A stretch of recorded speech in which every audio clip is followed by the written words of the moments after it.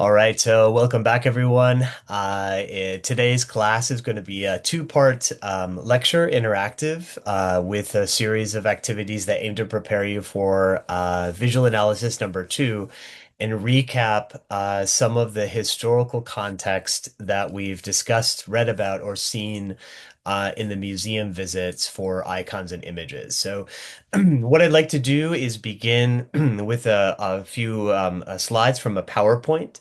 And then also pause occasionally to be able to allow you to reflect with your notes in front of you and take notes on specific questions that I have throughout the this lecture.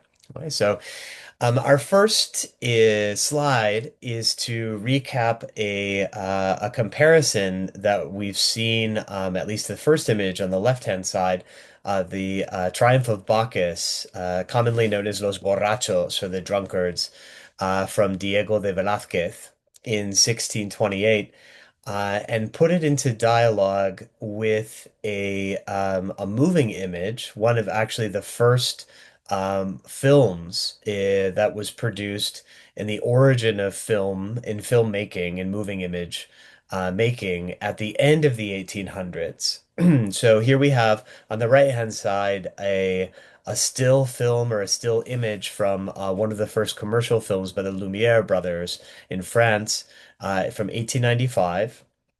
And it's a still of factory workers leaving their place of work, leaving the factory, and you'll see in the less than minute of footage that there's actually a dog that runs by in the foreground. Now, why have I chosen these two images? In the course of the discussions, we've moved very swiftly from the context of the height of empire, Spain during the Habsburg dynasty, and its territorial expansion that includes the conquest and colonization of the Americas, as well as then territories that reach into Asia and the South Pacific, the Philippines, and truly what would become the sort of the adage that the sun would never set on Spain's empire during the 1600s. And from this context of colonial expansion, understand then that the wealth that is pouring into Europe, in particular Spain is our case study, is one that also comes with problematically, but comes with an amassing of wealth and leisure that also begins to fund the arts and also with it allow for the cultural apex of what is considered to be in the 1600s, Spain's golden age of the arts and literature. Velázquez is from this context, of course, having studied in Pacheco's Academy in Seville.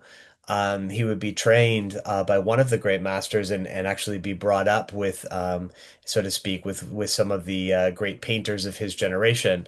And as we talked about in the Prado Museum, with this painting, Los Borrachos in 1628, he would earn the recognition of another great master who would take him under his wing, Rubens. So we see that in Velázquez's project, interestingly, there's great attention paid to the anonymous worker, the commoner, and the in this case the field worker who is seen looking directly back at us on the right side of the screen, on the right side of the slide, in the canvas. In the so-called drunkards are taking pause for a moment of rest and respite from very hard toil in the fields. They're smiling, looking back at us with a drink in hand, passing around the cantharos, which is to sip from the bowl, wine, which is shared. So it's a kind of communal ritual here, as well as one that is a break from work. And their skin is wrinkled and red. It's sunburnt from the hard work in the fields. And this is in direct contrast on the left-hand side of the canvas with the white, very even reflective body of Bacchus, who is the god of wine. We see how there's a strict divide left and right here. And in this unusual play or overturning of roles, Bacchus, who would typically be the deity centered in this canvas, the protagonist in the center of attention, is actually looking away from us.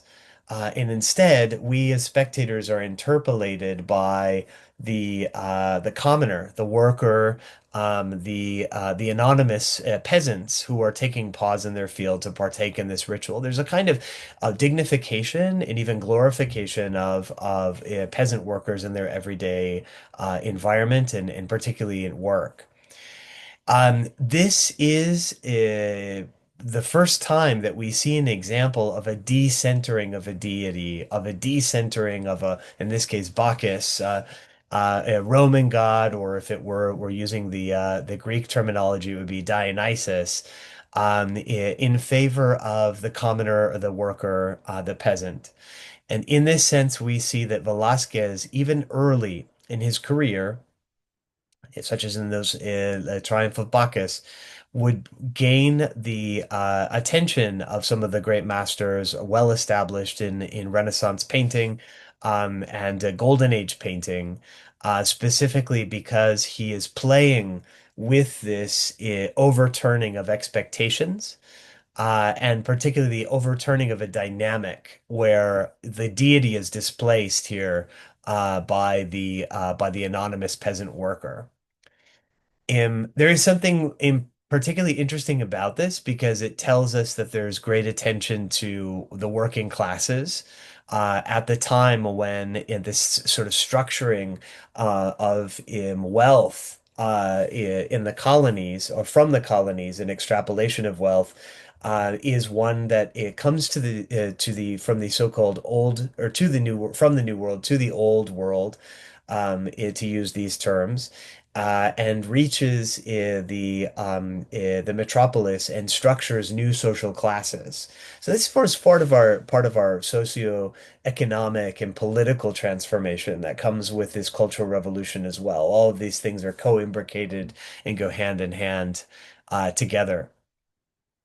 So we in Velasquez have studied, and we'll continue to touch on in this slide, how, or in this presentation, how the commoner is highlighted, is championed, the peasant and the anonymous work is one that is humanized and also glorified in a way that brings a sense of dignity to them and humanity in the way that they're portrayed in a way over and above the gods, the royals, or even religious figures in his painting.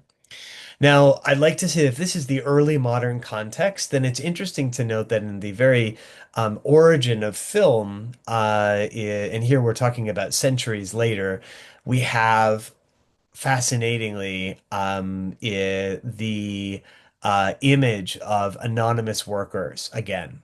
This notion that there's just 2 points in common here that we could unpack in more detail about the transformation of the early modern into an industrial, then industrial modernizing and industrialized societies. That there is an interest in social class and particularly then the structuring of wealth in the everyday life, and particularly with attention on workers or anonymous figures here. So this is the dialogue between these two images. So as we stand in front of Las Meninas, or Diego de Velázquez's a royal portrait family of Philip IV, from 1656. There are multiple angles that we can take in analyzing this, and all of them perfectly valid from different art historians or even political scientists and so on. But what we see is cultural studies.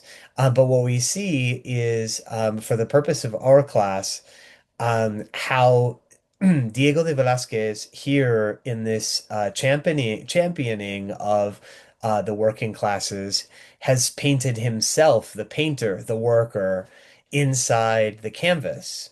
And in this inversion of roles, he is painting the actual canvas that we see. He is painting the canvas that we are looking at. So we're looking inside the image. We are actually, if we look to the very back wall, we are the king and queen. Felipe, the family of Philip IV, we occupy. If we look in this mirror on the back wall, we see ourselves and occupy the space of the king and queen. We occupy the space of the sovereign ruler. Now this is really ingenious because here, in difference to in Los Borrachos, which is a canvas divided in two, and we see the gods on the left and the peasants on the right, and there's an inversion of roles. Here now, Las Meninas reaches out, breaks the fourth wall, if we're using the terms of cinema, and is now reaching out into us or towards us as spectators, and that we occupy the king and queen's position. We as commoners, we clearly not as royalty, right? So what we see here is this really unusual play of how sovereign power becomes understood in Velázquez and also in other works of art and literature and the cultural production of the Spanish Golden Age with more it becomes understood with more sophistication, with more nuance, and to understand that sovereign power is constituted in a way, not as an absolute authority, but one that is contingent upon the subjects to allow them to rule. So this is pretty revolutionary when we think about it, or it could be seen as revolutionary. And yet at the same time, there's a key piece here that tells us how Velasquez got away with this. And it's because, in a way, there's an entertaining piece. It's an ingenious that he would invert these roles, right? And so there's an amusing character to the novelty of how this had never been done. And presumably, we don't have documented evidence of it, but this would have delighted the royal family. And particularly because their daughter is front and center in the image here. This is La Infanta Margarita. So it's being attended on by the ladies in waiting, Las Meninas, which is the accepted name for this painting. So although we see and have discussed already in the Prado the different figures and character and their relationship to the crown, I want to ask you a question for your notes. According to the reading by Hammond, there are three elements here that are presence of the new world. So pause for a moment and write down in your notes what are the three features that we can observe visually in this painting that's a presence of the Americas, truly, more specifically, in the court of the 1600s and the Habsburg dynasty. Go ahead and take a moment and write that down.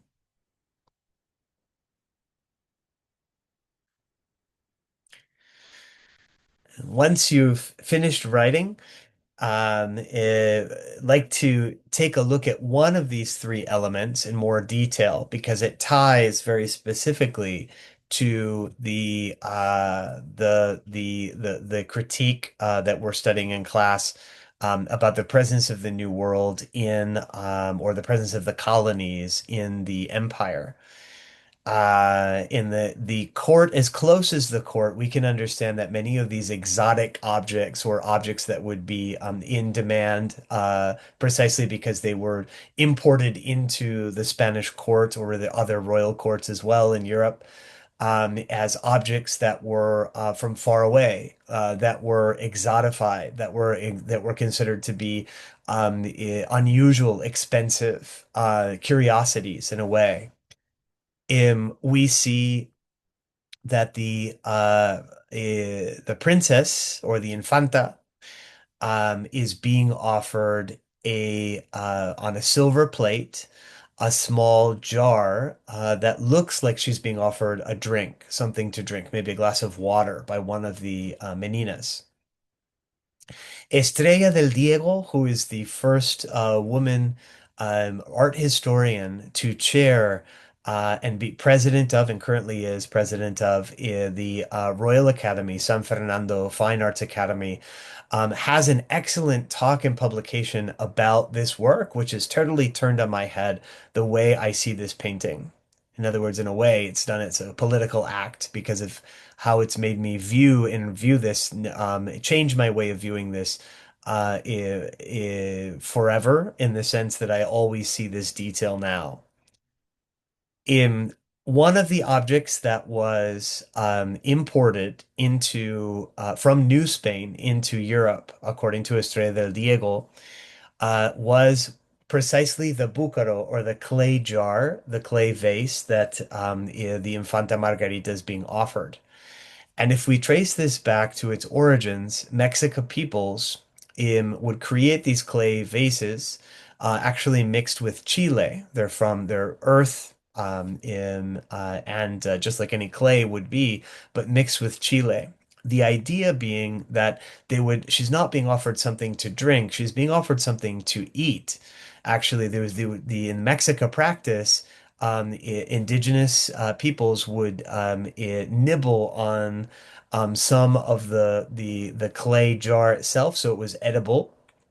And particularly, it was used as a form of suppressing menstruation in women. In other words, it was a kind of birth control practice used in pre-Columbian or indigenous practices before the arrival of Europeans. And so this clay jar is being circulated wildly as as an exotic practice and also a good in the aristocratic circles of Europe in the Golden Age. And so what we're seeing here is an unusual interpretation where the princess to be is not being offered a drink, but rather something to eat. She's being offered this a contraception practice from indigenous cultures that was in fad among aristocratic circles. And instead, she is looking back at her parents, the king and queen, and although she is not of childbearing age yet, she is rejecting the bucaro and side-eyeing, sort of like looking in a sidelong glance back at her parents, saying no in a gesture of rejection. I, when I am of age, will bear children and continue the dynasty. Now we have to consider that this dates to, of course, the mid 1600s, where the Habsburgs, like all royals, childbearing was a political and public affair. The need to bear children as part of the continuation of the royal lineage, and the success, so to speak, or the continuation in survival of the royal lineage became a political necessity on the royals. And so the bedchamber, in a way, was a very public space because the sovereignty of the state and the continuation of the royals depended on the production of an heir.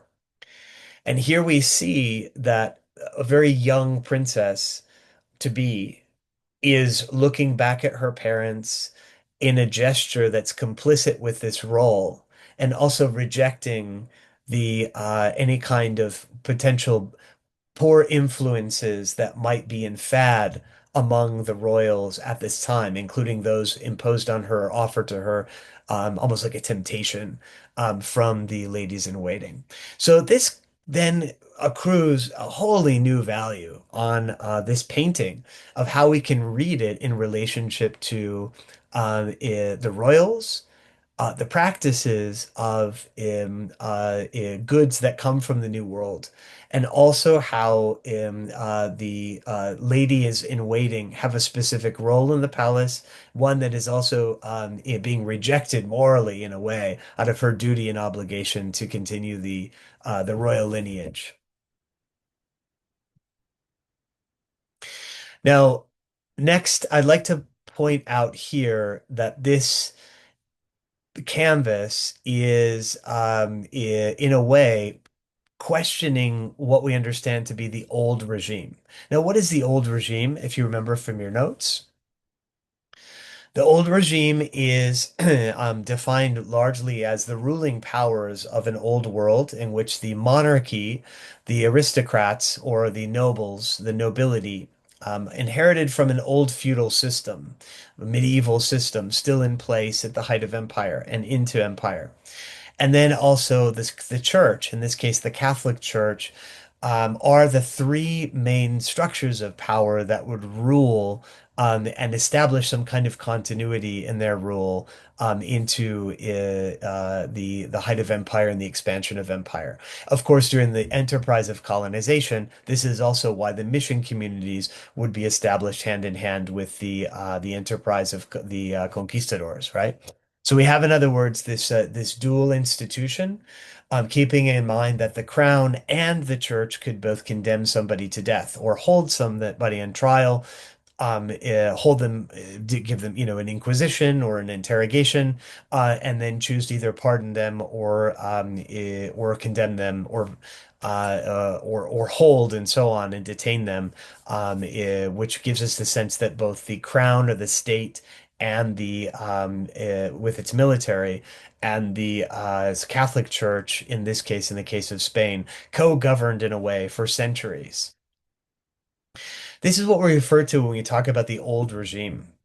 The old regime, then, we begin to see that sovereignty or the power of the king and the power of the sovereign figure becomes more complex or understood with more complexity, like we see in Velázquez's painting, but also like we see in the arts and literature from Europe in this time. So, for example, if we have read one of the greats from around this time, the 1600s, Calderón de la Barca is considered to be one of the great playwrights of the Baroque, the Spanish Baroque period at the time of the Golden Age. We see in his work Life is a Dream that in one specific scene, a prince is brought to his father in chains, who is the king, in the palace throne room. Now, why would the prince be locked away?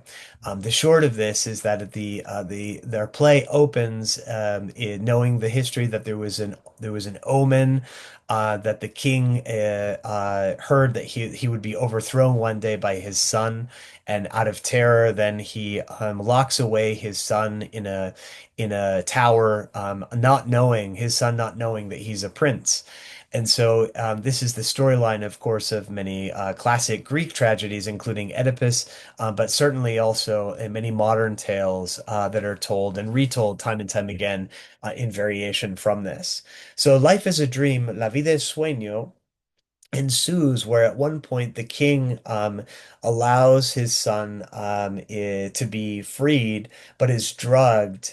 And so he believes his freedom is a dream when he comes back to. And so there's these even Shakespearean dualities here between like a life is all the world is a stage and we are players, or in this case, all the world or all of life experience is a dream. And Segismundo, who is the Prince in Chains, is a great metal band name, is brought before his father in Act 2, Scene 1, and he says in the English language translation, "You are my father, and it is true then, as Clotaldo swears, 'twas you that from the dawning birth of one yourself brought into being. You, I say, who stole his very birthright, not alone that secondary and peculiar right of sovereignty, but even that prime inheritance that all men share alike, and chained him like a wild beast whelp among his savage hours, as among his savage mountains to this hour. Answer if this be thus." So so he says, you incriminating his father, "You are my father. And is it true then, as Clotaldo, who's an advisor, swears, that you who brought me into this birth world, who you are my father, biological father, and you who stole my very birthright?" And this is where it gets interesting. He says, "Not alone that secondary and peculiar right of sovereignty." In other words, not the fact that I'm in line for the throne as sovereign because you're the sovereign and I'm next in line, but rather that prime inheritance that all men share alike. This is the idea, or the first articulation, as we have it in Golden Age literature in the Spanish case, of natural born rights, that all men somehow, and I say men because it appears here as men, and also in political treatises of the time also as men, all men are born alike, or all men are born with natural rights. This is really some of the first political thought or reflect some of the political thought of what would become the Enlightenment, and a critique of sovereign power in subjectivity or subjecthood in this dynamic between subjects of the crown who are ruled and the monarchy.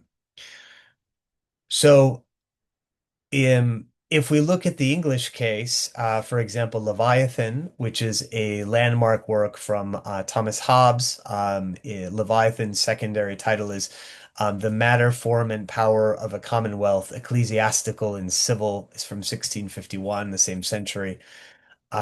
There's also a working through of a more elaborate critique and more nuanced critique of what sovereign power is, how it operates.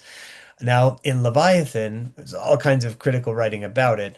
Um, our author puts forth the idea of an absolute monarchy as a form of government, and actually, he puts forth problematically, it's not a too terrible idea that people should be ruled by an absolute monarch.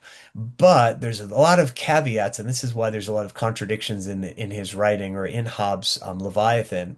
He puts forth this notion of a social contract. He says, and this is the summary truly from Stanford Encyclopedia of Philosophy, um, political legitimacy in Hobbes depends not on how a government came to power, but only on whether it can effectively protect those who have consented to obey it. Consented to obey it. That's interesting because here we're talking about the consensus or consent of the ruled to accept their sovereign. That's the political and the revolutionary character of Hobbes, even though, if we, on face value, he puts forth what today would be seen as a political machination of absolute terror. Nevertheless, there's also on the other side of the same coin the possibility of revolution. That's what he's interested in. So political obligation ends when protection ceases. The obligation to have allegiance to the sovereign ends when protection ceases. This is another example, but actually this time in political treatise, of how there's an attempt to articulate the relationship between the sovereign and the king, the monarchy, or the old regime, both in this case, a commonwealth, ecclesiastical, religious, and civil.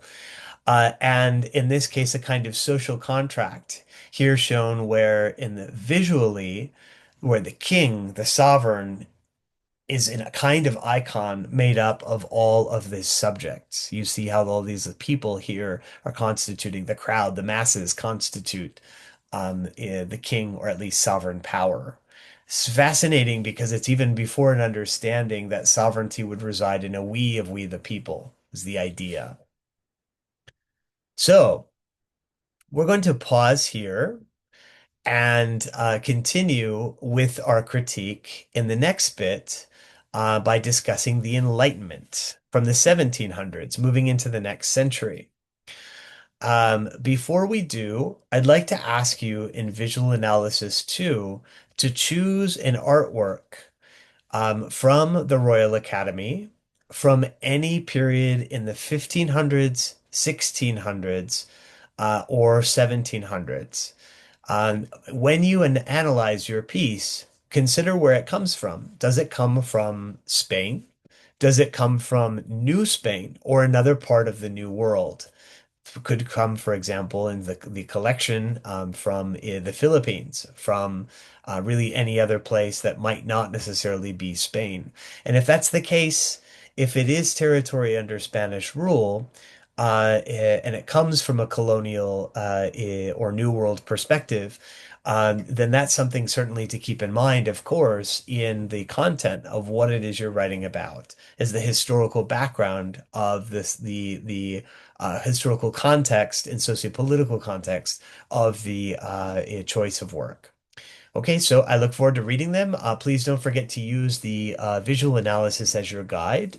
And I will see you briefly for part two, the Enlightenment, 1700s.